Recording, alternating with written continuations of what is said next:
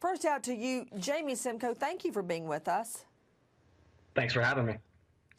How did you meet Jodi Arias, and what was your first impression of her? Well, I was also at that convention with Travis, and yeah, I just met him. Travis and Jody were hanging out in the food court at the MGM Grand, and yeah, I just first thing I saw her, I was just like, man, this girl's gorgeous, and oh, it looks like Travis is going for it, so good for him. Could you tell me about the time that Travis, Jodi Arias, and others were hanging out in a jacuzzi? What happened? Yeah, we were hanging out after a business event, just kind of casually kicking back, You know, and I'm very jealous, Jamie Simcoe, because when I go out of town for work, I never get to boil in a jacuzzi. It kind of sounds a little fun, minus all the deadly STD germs floating around in it. But it does sound kind of fun. But back to you in the jacuzzi. Let me just get that mental picture back in my head. Go ahead. Tell me about Arias in the jacuzzi. I want to hear this.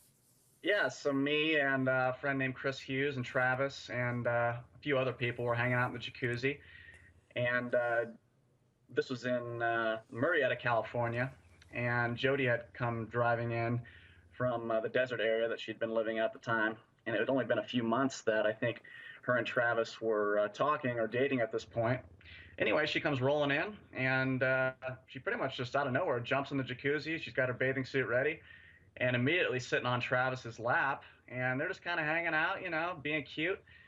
And yeah, there was this kind of conversation that we all had, and it was in reference to some other woman that Travis was talking to, and Travis and Chris were talking about her. And then Travis kind of looks over towards Jody, and he's like, yeah, but you know what? She ain't no Jody.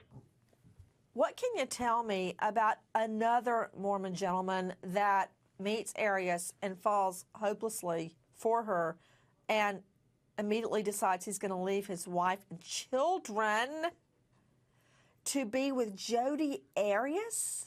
What happened? Well, before I say this story, I'm going to state something. I'm going to set something apart here. Okay. A lot of the men you've been interviewing on your show are also Mormons, and a lot of them are married. And a lot of them they're saying it, but they're not really saying it how they like to say it or how it really should be said. They're saying, oh, she was attractive, or she was a cute girl. Let's get something straight. When I first laid eyes on her, I said, wow, this girl is smoking hot.